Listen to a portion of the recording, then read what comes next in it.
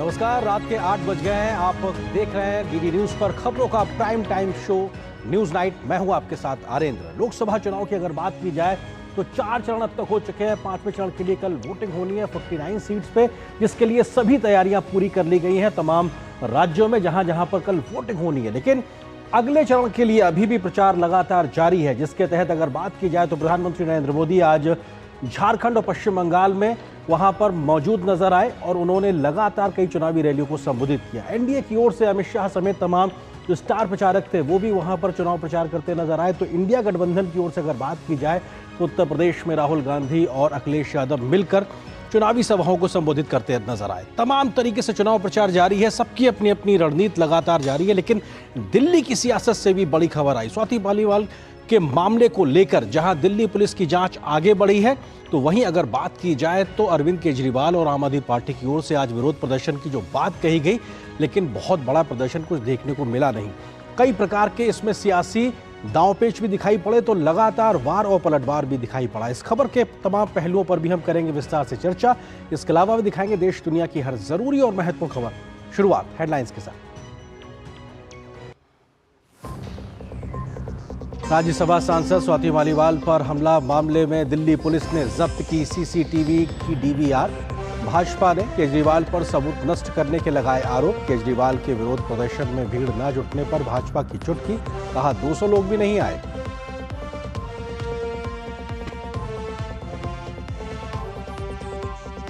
लोकसभा चुनाव के 5वें चरण के लिए मतदान की तैयारियां पूरी। 6 राज्यों और 2 केंद्र शासित प्रदेशों की 49 लोकसभा सीटों पर सोमवार को डाले जाएंगे वोट। राजनाथ सिंह, राहुल गांधी, स्मृति ईरानी, पीयूष गोयल और चिराग पासवान समेत कई दिग्गजों की किस्मत का कल होगा फैसला।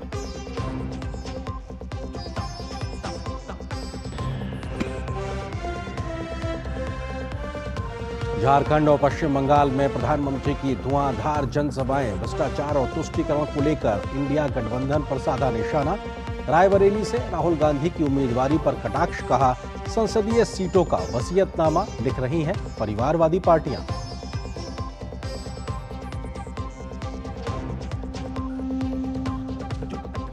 चुनाव प्रचार में बीजेपी दिग्गजों ने झोंकी अपनी ताकत। अमित शाह ने उत्तर प्रदेश के प्रयागराज और जौनपुर में की जनसभा, तो सपा कांग्रेस पर जमकर साधा निशाना। जेपी नड्डा ने हरियाणा में भरी हुंकार। योगी आदित्यनाथ ने आजमगढ़ में जनसभा को किया संबोधित।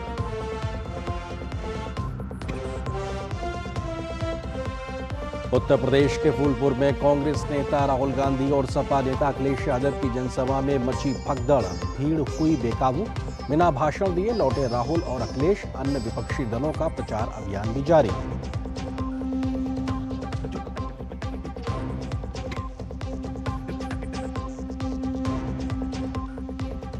अभी 1 हफ्ते तक हीट वेव से नहीं मिलेगी राहत। तब मौसम विभाग ने राजस्थान, पंजाब, हरियाणा में हीट वेव का रेड अलर्ट और उत्तर प्रदेश, मध्य प्रदेश में ऑरेंज अलर्ट किया जारी। दक्षिण भारत में बारिश से बदला मौसम का मिजाज।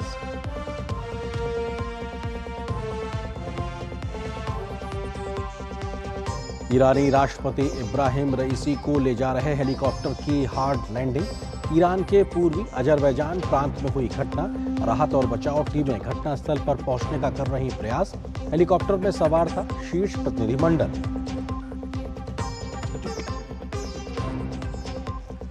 भारत की सात्विक साईराज, रेंकी रेड्डी और चिराग शेट्टी की जोड़ी ने जीता थाईलैंड ओपन का पुरुष युगल का खिताब।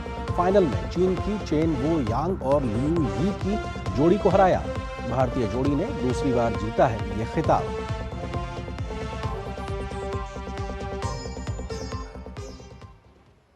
और खबरों के पे डालते हैं विस्तार से नजर। 13 मई को आम आदमी पार्टी की सांसद स्वाति मालीवाल के साथ अरविंद केजरीवाल के आवास पर हुई मारपीट के मामले की घटना के बाद आज दिल्ली पुलिस ने वहां की सीसीटीवी की रिकॉर्डिंग का डीवीआर जब्त कर लिया है। पुलिस के अनुसार अभी तक इस मामले में सबूतों से छेड़छाड़ की बात भी सामने आ रही है, तो गिरफ्तार विभव कुमार भी पुलिस की जांच में सहयोग नहीं कर रहा है। इस पूरे मामले में केजरीवाल की खामोशी सबसे बड़ा मुद्दा बना हुआ है, जिसके चलते भाजपा अरविंद केजरीवाल के मौन पर गंभीर सवाल खड़े कर रही है।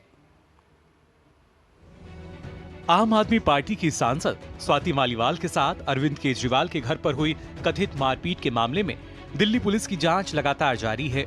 रविवार को दिल्ली पुलिस अरविंद केजरीवाल के घर जांच के लिए पहुंची और घटना के समय के सीसीटीवी की रिकॉर्डिंग का डीवीआर जब्त कर लिया।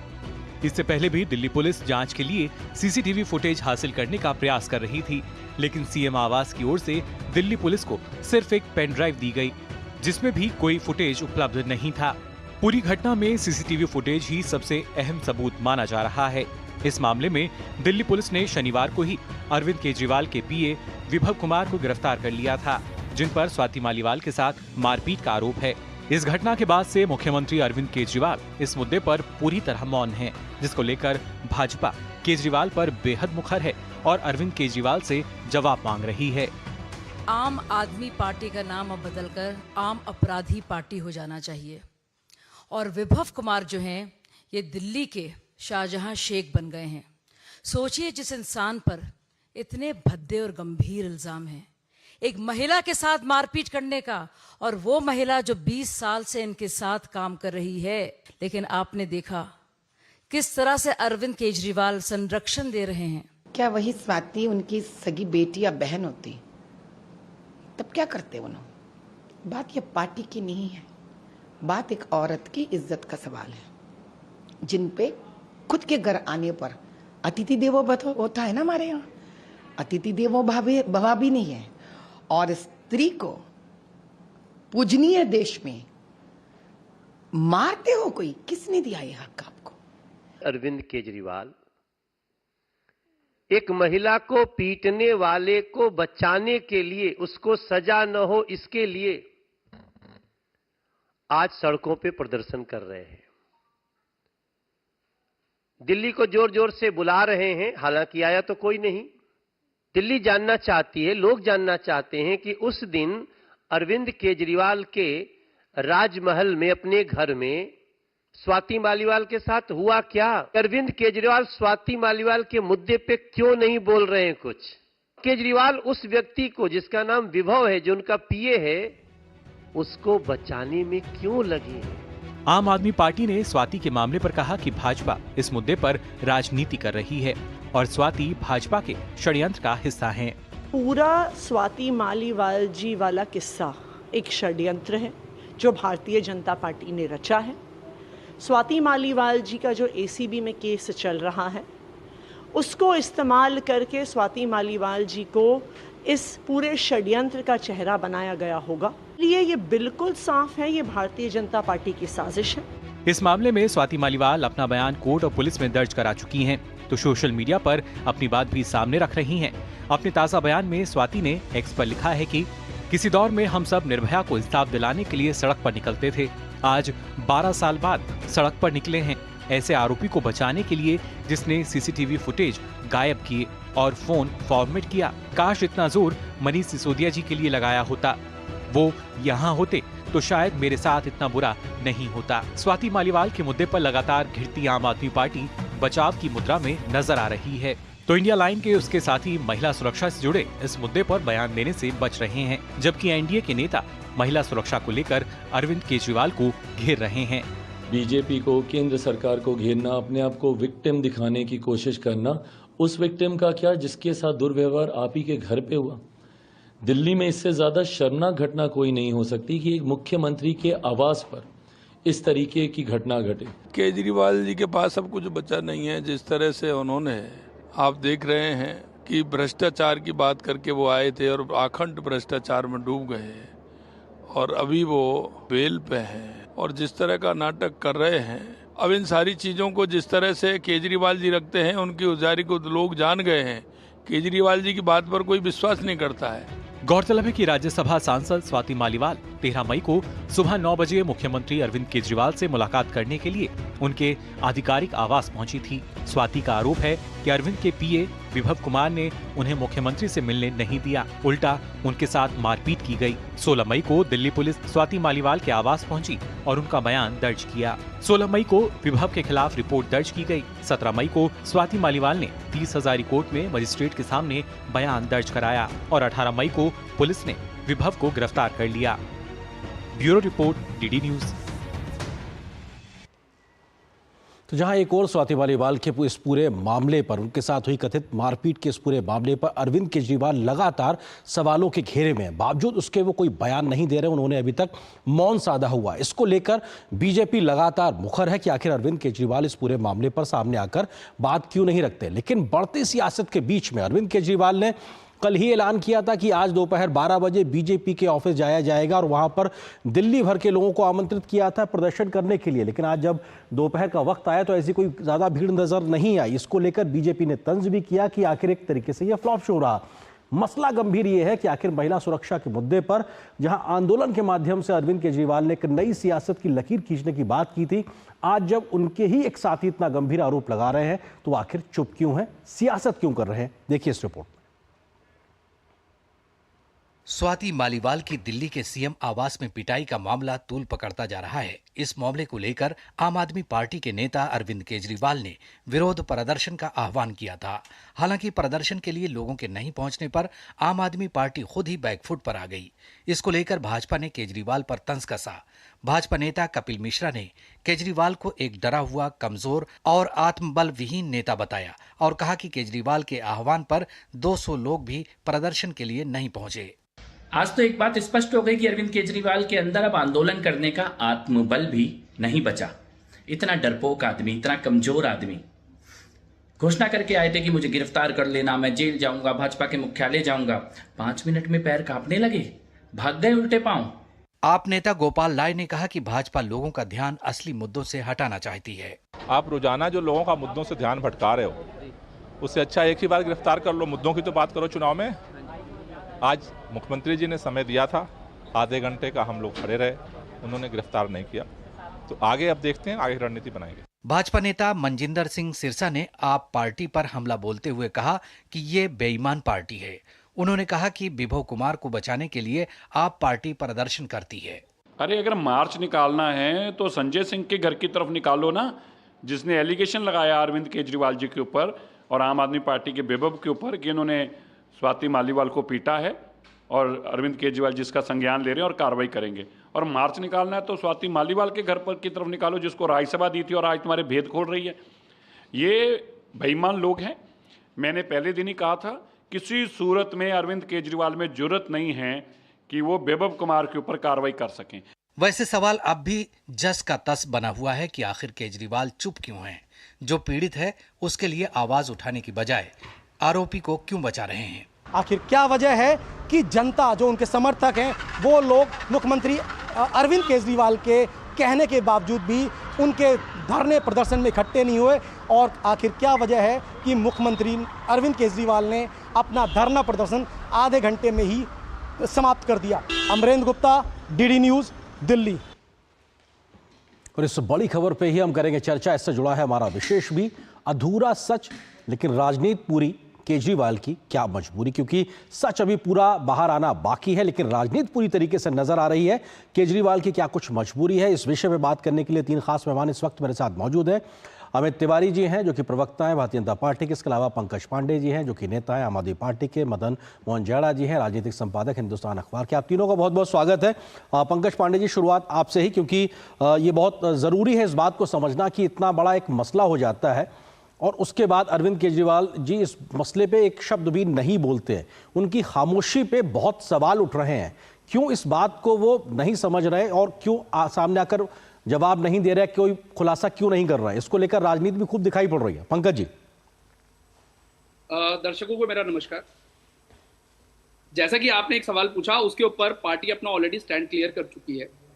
पहले संजय भाई ने अपनी बात रखी थी, क्योंकि उस वक्त जो है उनके पास सिर्फ स्वाति मालीवाल जी का वर्जन था, दूसरा पक्ष का वर्जन नहीं था। उसके बाद आपके सामने 2 वीडियोस आते हैं और एक मेडिकल रिपोर्ट आती है।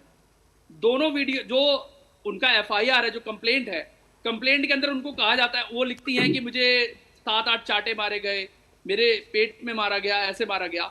जबकि वो वीडियो को आप ध्यान से देखेंगे, उसके अंदर वो जो उनकी सिक्योरिटी के लोग हैं केजरीवाल जी के, उनको धमकाते हुए नजर आई। विभव को वो उल्टा सीधा बोलती हुई नजर आई। दूसरा वीडियो आता है जिसके अंदर वो बाहर निकल रही हैं, उनका चश्मा बिल्कुल उनके सर पर है, कपड़े बिल्कुल ठीक हैं, बिल्कुल ठीक चलती हुई जा रही हैं। जबकि उन्होंने अपने एफआईआर के अंदर लिखा कि मैं ठीक से चल भी नहीं पा रही हूँ। तो जब ये सब चीजें साक्ष्य सामने आते हैं जी। तो आपको लगता है कि ये एक षड्यंत्र के अलावा और कुछ नहीं है। ठीक है पंकज जी, आप जो ये बातें कह रहे हैं हम ये मान लेते हैं।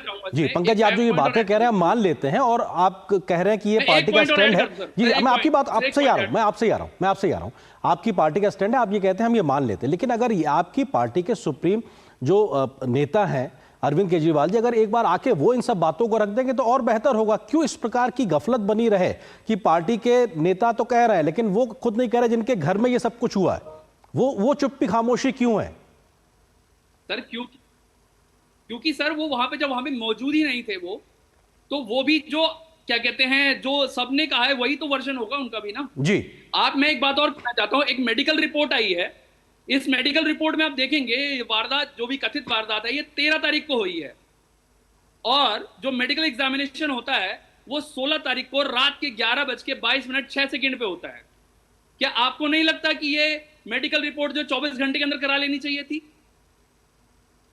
सारी बातें ठीक है, लेकिन आप मुख्य बात पे एक तरीके से जो बात है उस पे अरविंद केजरीवाल की जो खामोशी है वो बहुत सवाल खड़े करती है। अमित तिवारी जी प्रवक्ता बीजेपी के हमारे साथ जुड़े हैं। सर मैं आता हूं आपके पास में। अमित जी वो ये कह रहे हैं कि साहब ये एक तरीके से, क्योंकि आम आदमी पार्टी कह रही है कि ये बीजेपी का षड्यंत्र है और मोहरा बनाया है आप लोगों ने स्वाति मालीवाल जी को, और उस वजह से आम आदमी पार्टी को आप लोग क्रश करना चाहते हैं, खत्म करना चाहते हैं। आपका ये मंसूबा है, आम आदमी पार्टी ये आरोप लगाती है आपके ऊपर।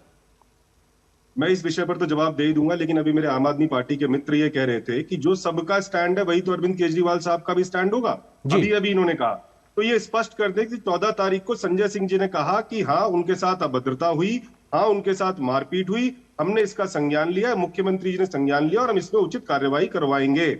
उसके 2 दिन बाद आतिश जी कहती हैं कि नहीं ऐसा तो कुछ हुआ ही नहीं, ये तो स्वाति मालीवाल जी थी जो जबरन घुस गई थी, जिन्होंने वहां हंगामा किया, जिन्होंने बदतमीजी की। इसलिए अब ये बता दें कि अरविंद केजरीवाल जी का स्टैंड संजय सिंह जी वाला स्टैंड है या आतिशी जी वाला स्टैंड है।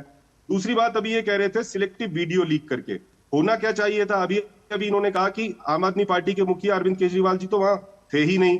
अगर वो नहीं थे तो उन्हें सबसे पहले क्या करना चाहिए था, घर पे आते, बुलाते स्वाति मालीवाल जी को, उनकी जो लिखित शिकायत थी उनको बोलते ठीक है आज आपने आरोप लगाया है, मैं इस बात को नहीं जानता क्योंकि मैं यहां पर था नहीं, इस आरोप को मैं पुलिस स्टेशन में दे रहा हूं, उचित कार्रवाई की जाएगी, यहां की सारी सीसीटीवी फुटेज जो है उसको सीज कराया जाए। सिक्योरिटी है, सीसीटीवी फुटेज जो है वो पीडब्ल्यूडी विभाग वहां चलाता है, पीडब्ल्यूडी विभाग इनके खुद का विभाग है। तो अगर सच्चाई होती अरविंद केजरीवाल जी में तो यह करते कि सीसीटीवी फुटेज पूरा सीज कराते, मैटर को रेफर करते पुलिस को कि सही जांच करो क्योंकि दोनों ही मेरे कार्यकर्ता हैं, यदि किसी महिला के साथ अभद्रता हुई है तो उसको सजा भी मिलनी चाहिए। लेकिन आज क्या कर रहे हैं, 5 दिन से बिल्कुल 8 दिन से बिल्कुल चुप है। अब दूसरी बात इन्होंने अभी कही जी कि 3 दिन बाद मेडिकल हुआ, 3 दिन बाद। अरे भैया अगर स्वाति मालीवाल जी ने कुछ गलत किया था, आपराधिक किया था, तो मुख्यमंत्री की सिक्योरिटी है, लॉग बुक बनती है, वो कंप्लेंट करते। विभव ने कंप्लेंट कब की? विभव ने कंप्लेंट की 17 तारीख को, 4 दिन बाद। क्यों? उसी दिन 13 तारीख को विभव ने सबसे पहले कंप्लेंट क्यों नहीं दर्ज कराई कि स्वाति मालीवाल जी जबरन घर में घुस गई, प्रोटोकॉल ब्रीच किया, मेरे साथ बदतमीजी की, सिक्योरिटी फोर्स के साथ गाली गलौज किया, इनके खिलाफ नेसेसरी एक्शन लिया जाए। तो 4 दिन बाद विभव कंप्लेंट कराते हैं, वो तो सत्यवादी हरिश्चंद्र है। और 3 दिन यदि उस महिला डिले हो जाता है वो भी इन कारणों से क्योंकि जब एक परिवार ठीक है अमित जी आप जो बात कर रहे हैं वो टाइम भी अपने आप में मैटर करता है कि किस तरीके से बात आगे बढ़ी है। मैं आता हूं आपके पास में जी, मदन मोहन जी भी हमारे साथ जुड़े हुए। मदन जी आपको लगता है कि महिला सुरक्षा का एक बड़ा मसला और मुद्दा बन गया है चुनाव के बीच में, और आम आदमी पार्टी अरविंद केजरीवाल वो व्यक्ति या एक वो आंदोलन से निकले हुए व्यक्ति हैं जिन्होंने जिन मसलों पे अपने आप को एक तरीके से आंदोलन के तहत निकाला था, चाहे वो जन लोकपाल की बात हो या फिर महिला सुरक्षा का मसला हो, वो उसमें से तपकर निकले हुए व्यक्ति हैं। लेकिन क्या आज वो सियासी तरीके से तमाम उन लोगों की तरीके से बिहेव करते नजर आ रहे हैं जिस परिपाटी को, जिस प्रकार की राजनीति को वो बदलने की बात करते थे? देखिए सबसे बड़ी बात तो है कि ये घटना वाकई दुर्भाग्यपूर्ण है और मुख्यमंत्री आवास में ऐसी घटना हुई है तो वास्तव में चिंता का विषय भी है। शुरुआत में जब इस बात को लेकर जब घटना सामने आई थी तो संजय सिंह ने एक प्रेस कॉन्फ्रेंस की थी।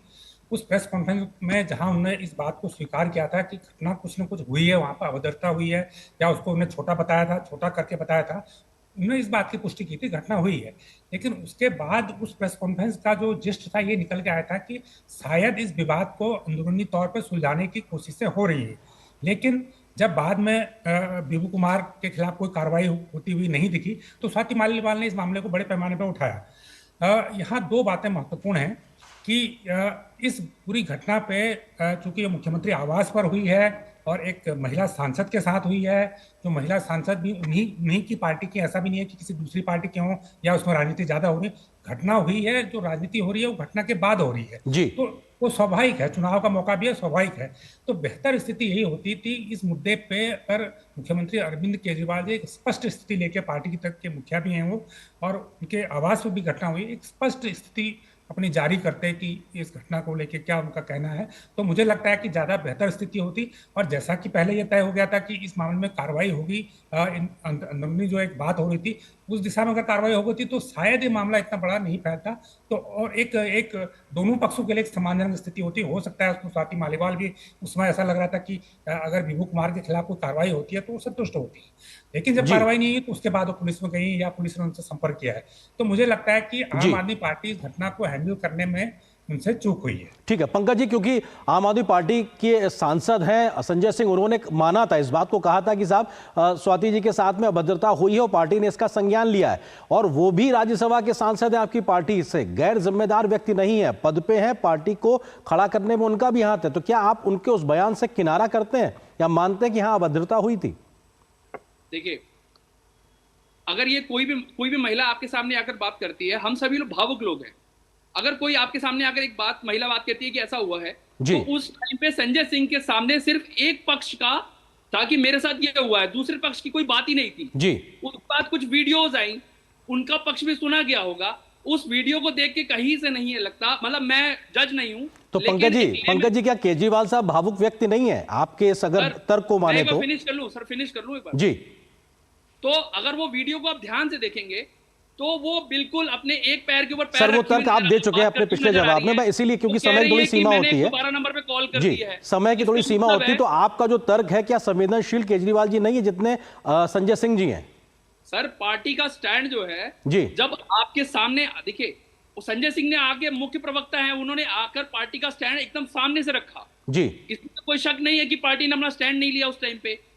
लेकिन जब दूसरे पक्ष की बात सामने आई, वीडियो सामने आए, उस वीडियो को देख के आपको कहीं से ऐसा नहीं लगेगा कि इनके साथ कोई ऐसी मारपीट हुई है जितना उन्होंने एफआईआर में लिखा है। मैं कोई जज नहीं हूं, लेकिन एक लेमन के नाते जब भी मैं उस वीडियो को देखता हूं और वो एफआईआर की कॉपी को पढ़ता हूं, उसमें ऐसा कहा गया कि मुझे 7-8 चाटे मारे गए, मेरे पेट में मारा गया, मेरे को गिराया गया, मुझे लिटा के मारा गया। आप देखोगे कि बिल्कुल ठीक है, आप उसी तर्क को दोहरा रहे हैं पंकज जी। अमित जी, क्योंकि वो लगातार उस वीडियो फुटेज का जिक्र कर रहे हैं, जो 2 वीडियो अभी तक पब्लिक डोमेन में आए हैं, उसके आधार पर कह रहे हैं कि साहब ये साजिशन है, एक तरीके से बहाना बनाया जा रहा है। नहीं, किसकी साजिश है? और ये जो बार-बार बीजेपी की, वो तो लगातार कह रहे हैं बीजेपी के साजिश का मोहरा है। मैं बता देता हूं कैसे पंकज जी, अमित जी आपके आरोप का जवाब दे रहे हैं। ये जो बार-बार कह रहे हैं कि संजय सिंह जी को पता ही नहीं था, अरे भैया, संजय सिंह जी की प्रेस वार्ता 14/5 को हुई है, 24 घंटे बीत चुके थे। आज के इस आधुनिक युग में वो भी एक सांसद है, फोन करके पता कर सकते थे, विभव से भी फोन करके पता कर सकते थे, स्वाति से भी, लेकिन उन्होंने कुछ नहीं किया। 14 तारीख तक तो स्वाति मालीवाल पीड़ित थी। उसके बाद जब विभव पे शिकंजा कसने लग गया और जब उन्हें लगा कि हमारी परतें और राज खुलने लग जाएंगे और सच्चाई सामने बाहर आ जाएगी, तो वो पीड़िता से अभियुक्ता हो गई। आप ये बताइए, पीडब्ल्यूडी ने पुलिस को जो पेन ड्राइव दी वो ब्लैंक क्यों है? पूरे 2 घंटे 3 घंटे जब तक स्वाति मालीवाल जी जितना समय भी अंदर रही हैं, उसकी पूरी पेन ड्राइव क्यों नहीं दी गई?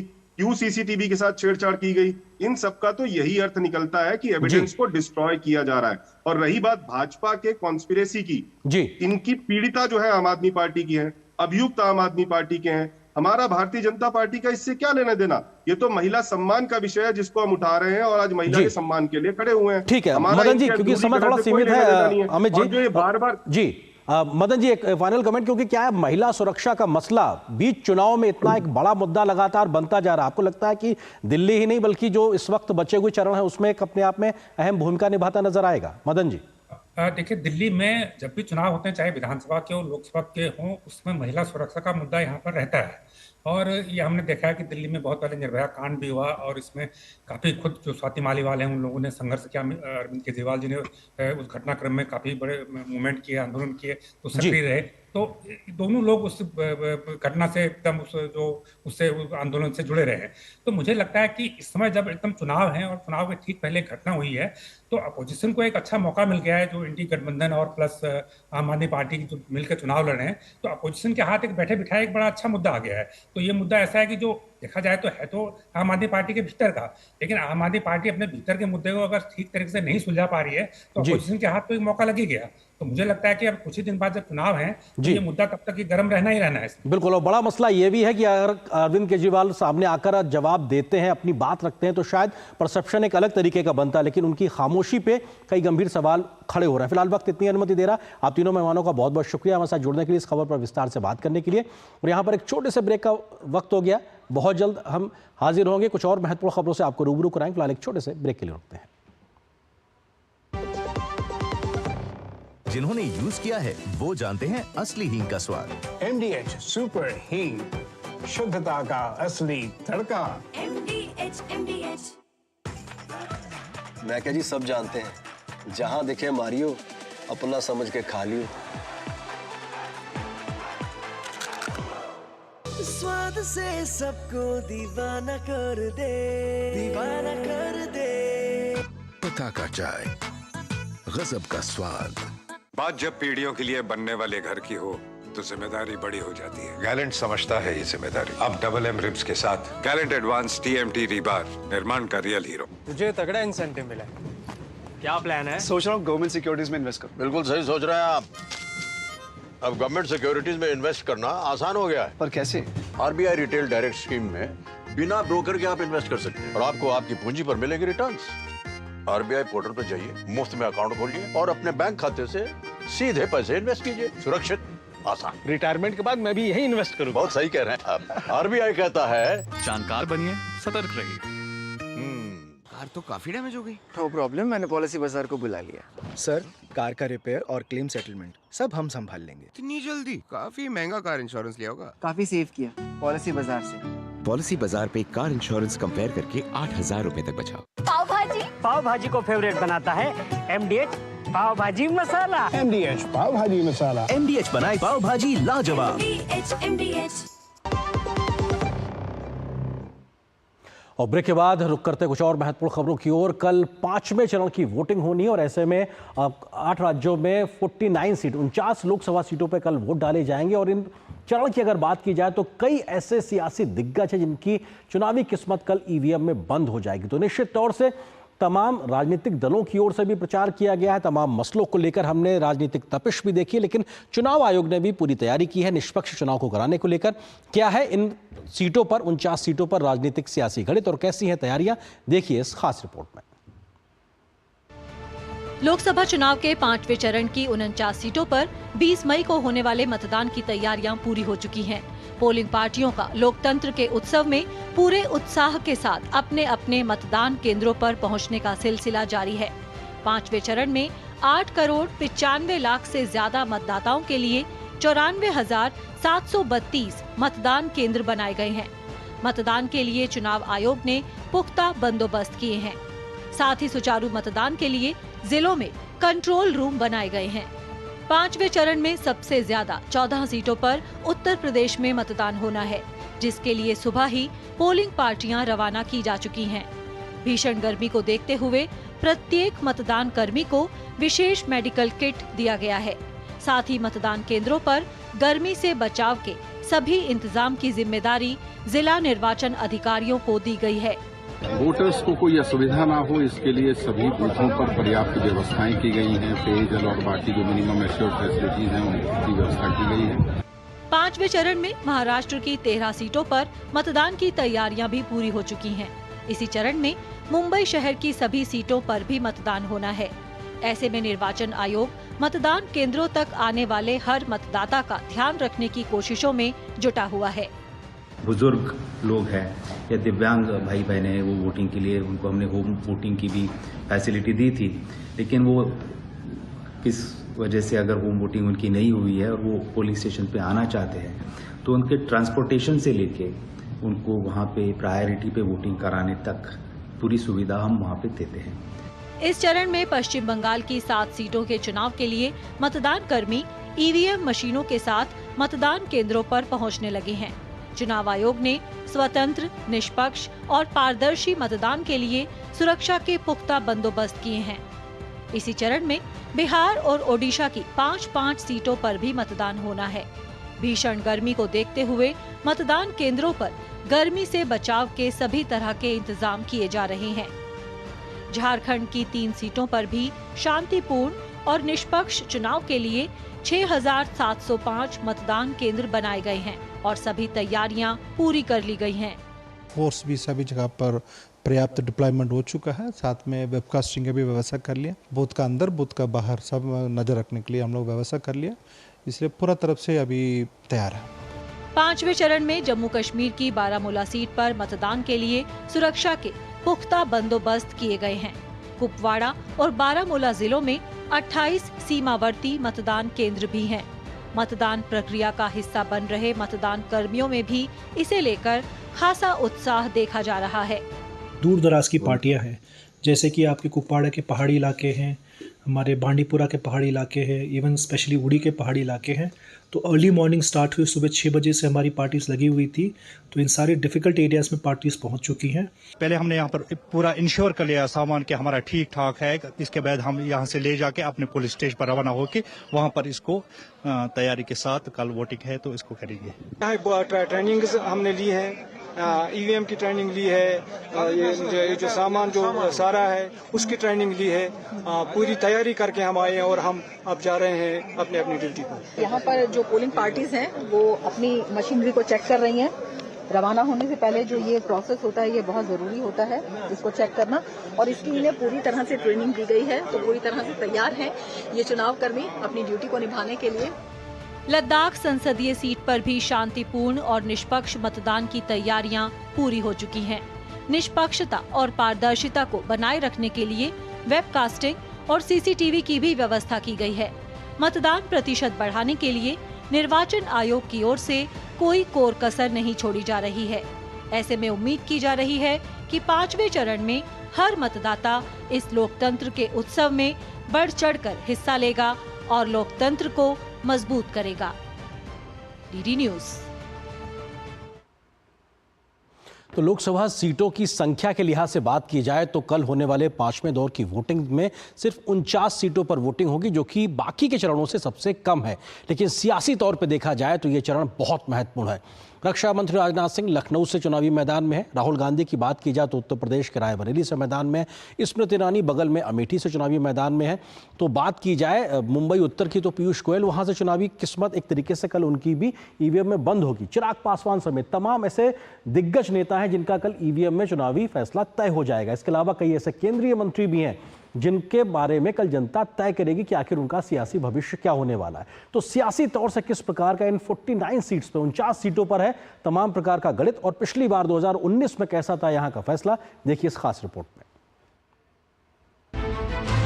7 चरणों में हो रहे लोकतंत्र के सबसे बड़े महापर्व में 5वें चरण के लिए मतदान की तैयारियां पूरी हो चुकी हैं। 5वें चरण के प्रचार के दौरान सत्ता पक्ष और विपक्ष के बीच आरक्षण, संविधान बदलने, अनुच्छेद 370, भ्रष्टाचार, रोजगार, नक्सलवाद, विकसित भारत और राष्ट्रीय सुरक्षा जैसे विभिन्न मुद्दों पर जमकर वार पलटवार चल रहे हैं। इस चरण में 6 राज्य और 2 केंद्र शासित प्रदेश की 49 लोकसभा सीट पर मतदान होना है, जिनमें से 39 सामान्य है, 7 अनुसूचित जाति और 3 अनुसूचित जनजाति के लिए सुरक्षित हैं। 5वें चरण की 49 सीटों के लिए कुल 695 उम्मीदवार चुनाव मैदान में हैं, जिनमें 613 पुरुष उम्मीदवार और 82 महिला उम्मीदवार शामिल हैं। 20 मई को जिन 49 लोकसभा सीट पर मतदान होना है उनमें उत्तर प्रदेश की 14, महाराष्ट्र की 13, पश्चिम बंगाल की 7, बिहार की 5, उड़ीसा की 5, झारखंड की 3, जम्मू और कश्मीर की 1 और लद्दाख की 1 लोकसभा सीट शामिल है। 5वें चरण में कई केंद्रीय मंत्री, पूर्व मुख्यमंत्री और विपक्ष के दिग्गज नेता चुनावी मैदान में किस्मत आजमा रहे हैं। केंद्रीय मंत्रियों की बात की जाए तो लखनऊ से राजनाथ सिंह, मुंबई नॉर्थ से पीयूष गोयल, अमेठी से स्मृति ईरानी शामिल हैं। वहीं भाजपा के कई दिग्गज भी चुनावी मैदान में इस चरण में अपनी किस्मत आजमा रहे हैं, जिनमें सारण से राजीव प्रताप रूडी, कोडरमा से अन्नपूर्णा देवी, डिंडोरी से भारती प्रवीण पवार, भिवंडी से कपिल पाटिल, फतेहपुर से निरंजन ज्योति, मोहनलालगंज से कौशल किशोर शामिल हैं। हाजीपुर से चिराग पासवान, कल्याण से श्रीकांत एकनाथ शिंदे, मुंबई नॉर्थ सेंट्रल से उज्जवल निकम, सुंदरगढ़ से जोएल ओराम, फैजाबाद से लल्लू सिंह, हुगली से लॉकेट चटर्जी भी चुनावी मैदान में है। इस चरण में विपक्षी दिग्गजों में रायबरेली से कांग्रेस नेता राहुल गांधी, बारामूला से जम्मू कश्मीर के पूर्व मुख्यमंत्री उमर अब्दुल्ला, अमेठी से गांधी परिवार के करीबी किशोरी लाल शर्मा, कंधमाल से बीजेडी नेता और मौजूदा सांसद अच्युत सामंत, सारण से बिहार की पूर्व मुख्यमंत्री लालू प्रसाद यादव की पुत्री रोहिणी आचार्य सियासी रण में किस्मत आजमा रही हैं। 2019 के आम चुनाव में 5वें चरण की इन्हीं 49 सीटों पर भाजपा ने शानदार प्रदर्शन करते हुए 32 लोकसभा सीटों पर जीत हासिल की थी, जबकि शिवसेना को 7 सीट, तृणमूल कांग्रेस को 4, बीजेडी को 2 सीट पर जीत मिली थी। वहीं कांग्रेस, जदयू, नेशनल कॉन्फ्रेंस और लोजपा को 1-1 सीट पर जीत मिली थी। 5वें चरण की 49 सीटों पर 20 मई को मतदान के साथ ही कुल 543 सीटों में से 428 सीटों पर मतदान संपन्न हो जाएगा। साथ ही लद्दाख और महाराष्ट्र की सभी सीटों पर मतदान भी पूरा हो जाएगा। इससे पहले के 4 चरण में आंध्र प्रदेश, तेलंगाना, उत्तराखंड, मध्य प्रदेश, तमिलनाडु, राजस्थान, केरल, कर्नाटक, गुजरात और छत्तीसगढ़ जैसे प्रमुख राज्यों और असम समेत सभी पूर्वोत्तर राज्यों और गोवा में मतदान पूरा हो चुका है। 4 केंद्र शासित प्रदेशों अंडमान और निकोबार द्वीप समूह, पुदुचेरी, लक्षद्वीप, दादर और नागर हवेली और दमन एवं दीव में भी मतदान संपन्न हो चुका है। आम चुनाव के पहले 4 चरण में औसत मतदान 66.95% दर्ज किया गया है। चौथे चरण में मतदान प्रतिशत 69.16% रहा, तो वहीं तीसरे चरण में मतदान 65.69% दर्ज किया गया। दूसरे चरण में 66.71% मतदान दर्ज हुआ, जबकि पहले चरण में 66.14% मतदान हुआ था। इस बार लोकसभा चुनाव 7 चरणों में हो रहा है और नतीजों का ऐलान 4 जून को होगा। DD news. तो अगर कल आपके इलाके में वोटिंग होनी है तो घर से जरूर निकलिएगा, वोट जरूर कीजिएगा, ये आपकी लोकतांत्रिक जिम्मेदारी है। फिलहाल एक छोटे से ब्रेक के लिए रुकते हैं, बहुत जल्द हाजिर होते हैं। जीरा से प्यास बुझाए, डाइजेशन के लिए मस्त, शरीर में नमक पानी का बैलेंस बनाए।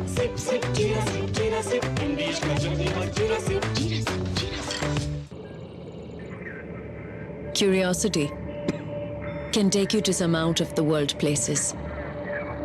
Took me to the moon today. Curious about this place?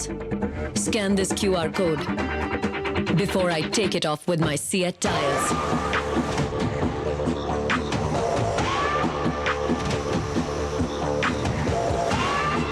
Seat, crafted for the curious. स्वाद से सबको दीवाना कर दे, दीवाना कर दे। पताका चाय, गजब का स्वाद।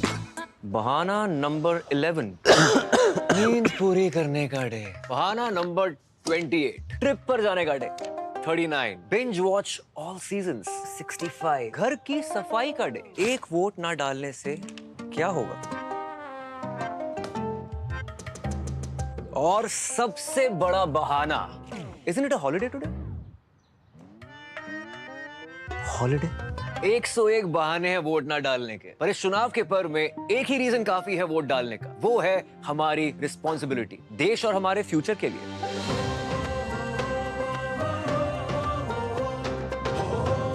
तो चलो सब मिलकर मनाते हैं इस चुनाव के पर्व को गर्व के साथ। आधे बाउल दही में 4 चम्मच MDH चटनी पुदीना मसाला डाला, स्टर करो, पुदीना चटनी तैयार। MDH चटनी पुदीना मसाला।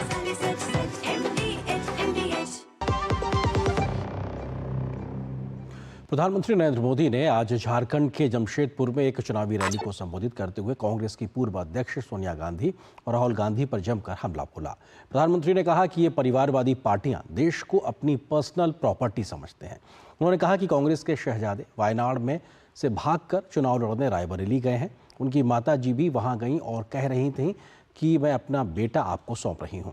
रायबरेली में उनके 50 वर्षों से परिवार की सेवा करने वाला एक भी कार्यकर्ता नहीं मिला और रायबरेली वाले पूछते हैं कि बेटे को रायबरेली देने आई हूं। उन्होंने कहा कि कोविड के बाद सोनिया गांधी एक बार भी रायबरेली नहीं गई। इससे पहले सोनिया गांधी ने रायबरेली में कहा था कि मैं आपको अपना बेटा सौंप रही हूं। परिवारवादी पार्टियों का देश को, उनकी आदत हो गई देश को अपनी पर्सनल प्रॉपर्टी समझे। कांग्रेस के शहजादे वायनाड से भागकर चुनाव लड़ने रायबरेली गए हैं और वो सबको कहते घूम रहे हैं ये मेरी मम्मी की सीट है, अरे कोई बच्चा स्कूल में पढ़ने जाता है ना, तो भी ये नहीं कहता है कि मेरे पापा की स्कूल है, भले वो पापा वहां पढ़े हो। ये कहते हैं मेरी मम्मी की सीट है। 8 साल का बच्चा भी ऐसा नहीं बोलता है जी। उनकी माता जी भी वहां गई प्रचार करने के लिए और रायबरेली में जाके कहा कि वो अपना बेटा उनको सौंप रहे हैं। रायबरेली में उनको 50-50 साल से इस परिवार की सेवा करने वाला एक भी कार्यकर्ता नहीं मिला जिनको वो रायबरेली में पसंद करना चाहते हो। ये प्रॉपर्टी का भाव।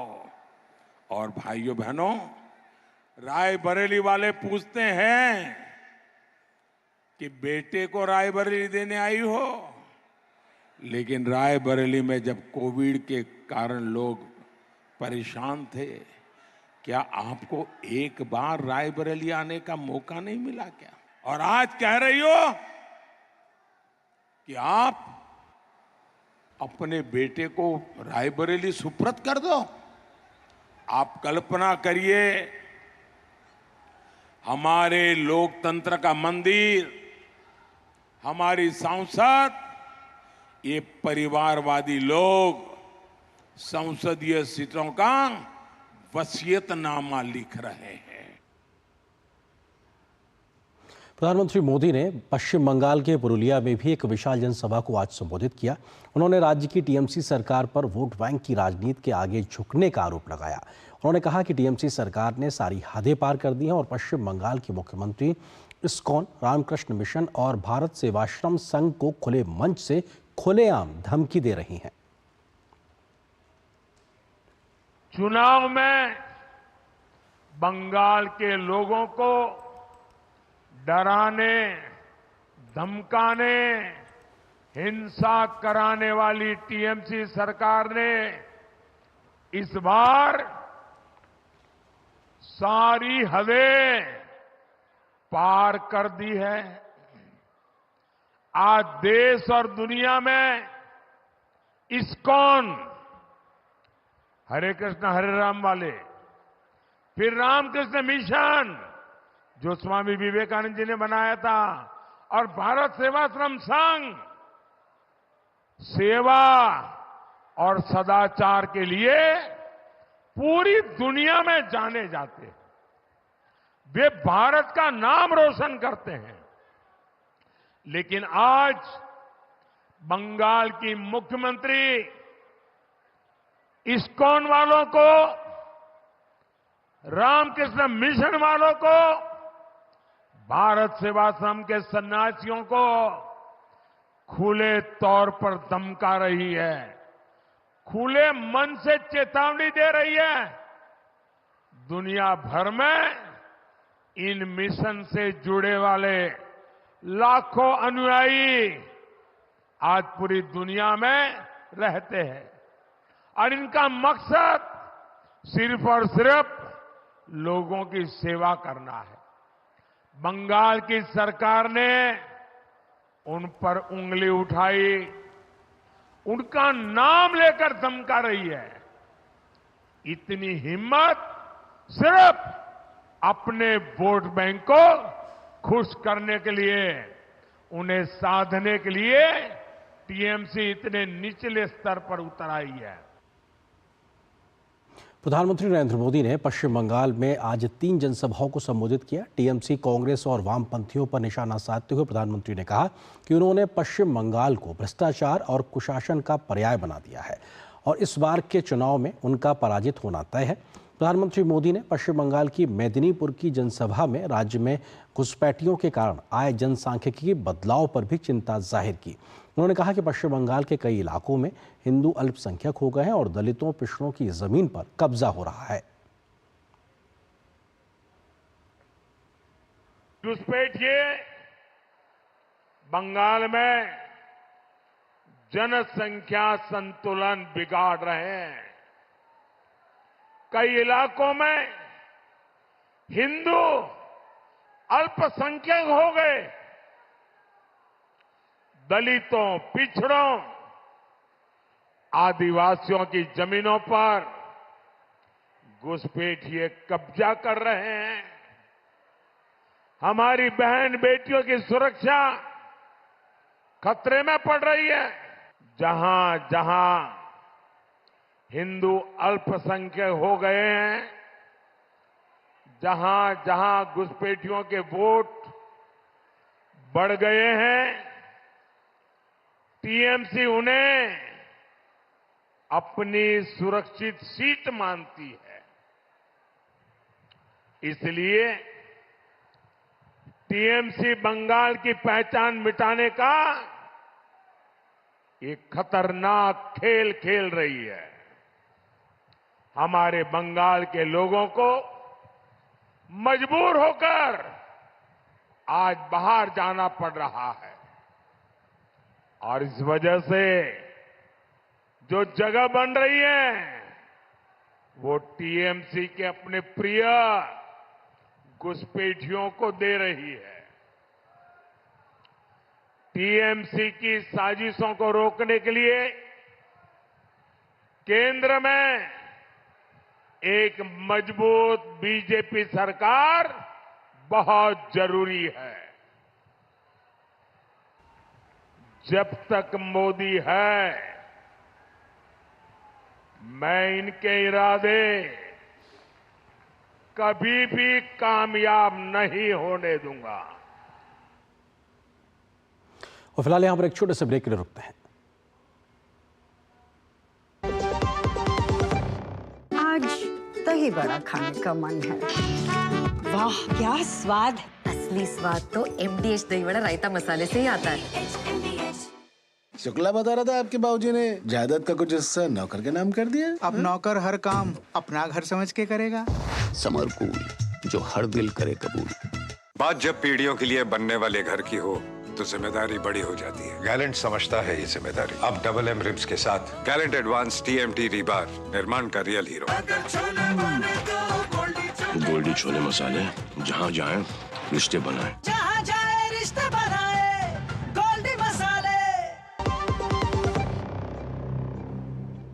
और ब्रेक के बाद रुक करते कुछ और महत्वपूर्ण खबरों की ओर, जहां एक ओर आज प्रधानमंत्री मोदी ने एनडीए के लिए प्रचार की कमान संभाली, तो बीजेपी समेत एनडीए के तमाम बड़े स्टार प्रचारकों ने भी अगले चरण के लिए देश भर में जमकर प्रचार किया।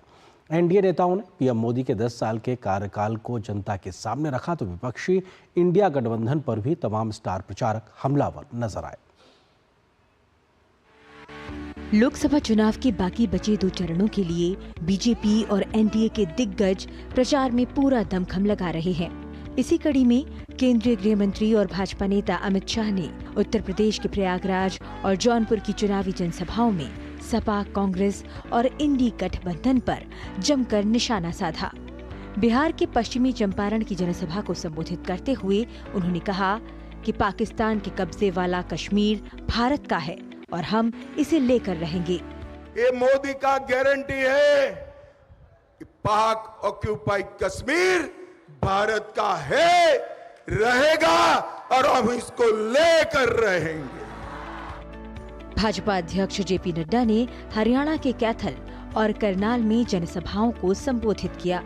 करनाल में बुद्धिजीवी सम्मेलन में उन्होंने कहा कि आज प्रधानमंत्री नरेंद्र मोदी के नेतृत्व में भारत को दुनिया इज्जत के साथ अग्रणी देशों में देखती है। रक्षा मंत्री और वरिष्ठ भाजपा नेता राजनाथ सिंह ने ओडिशा में चुनाव प्रचार किया और आम चुनाव में भाजपा की जीत का दावा किया। 10 साल पहले यही भारत पिछलग्गू देश गया था। यही भारत के बारे में टीका टिप्पणी की जाती।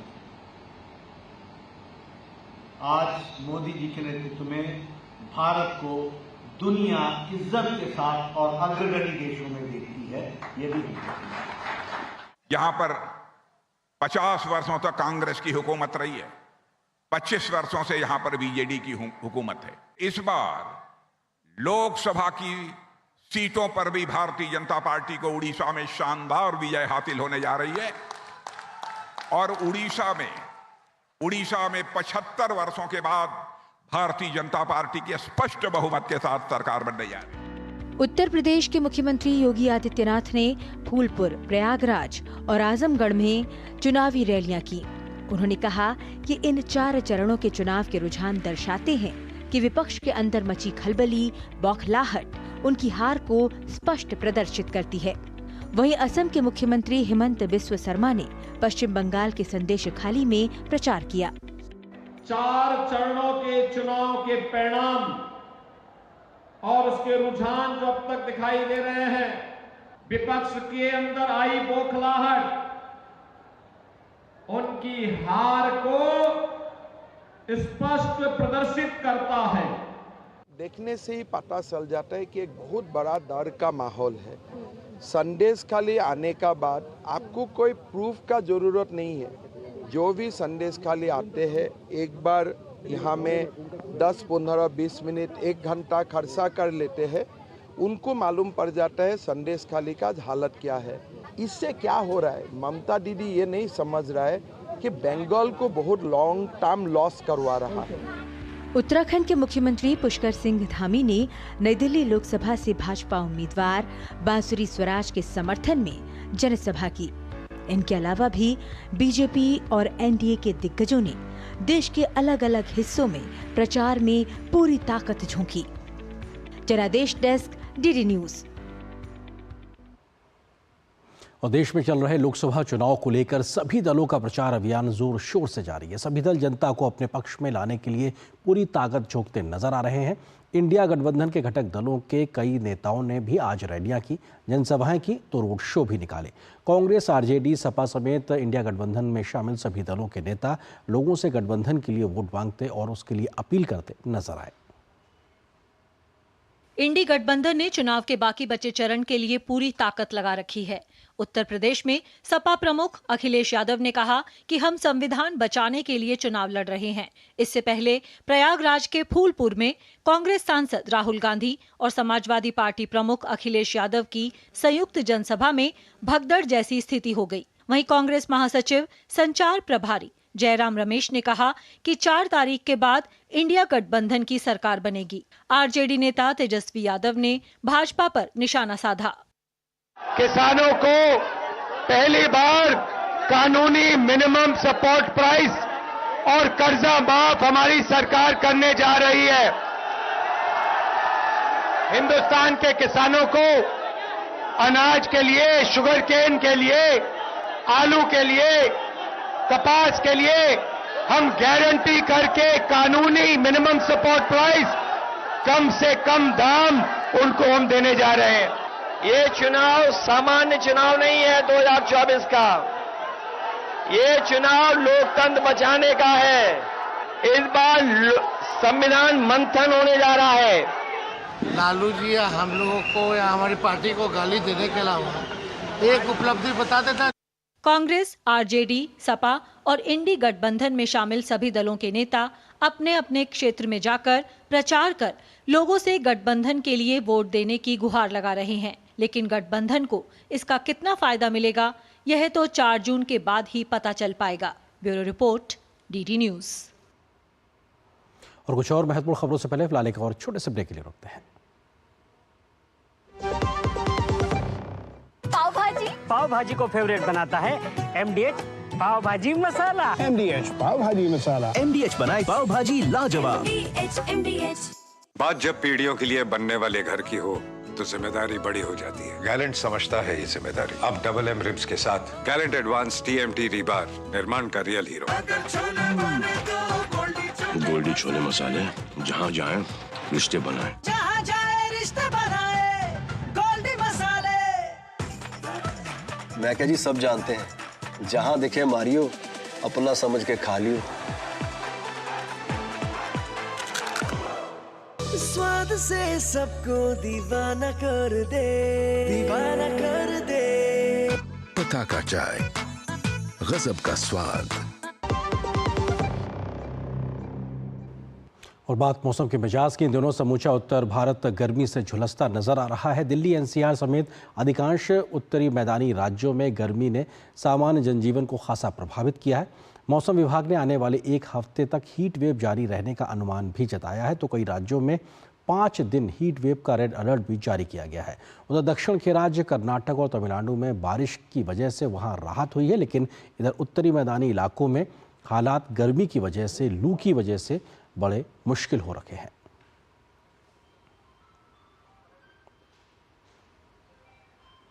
ईरान के राष्ट्रपति इब्राहिम रईसी को ले जा रहे हेलीकॉप्टर की हार्ड लैंडिंग हुई है।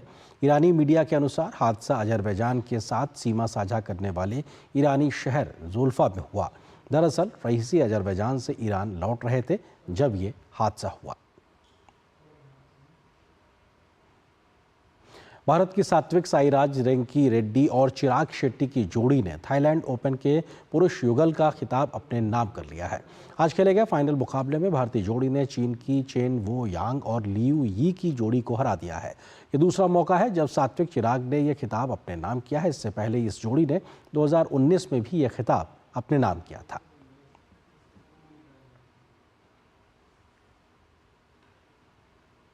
तो इस खबर के साथ फिलहाल न्यूज़ नाइट में बस इतना है, लेकिन डीडी न्यूज़ पर खबरों का सफर लगातार जारी है। नमस्कार।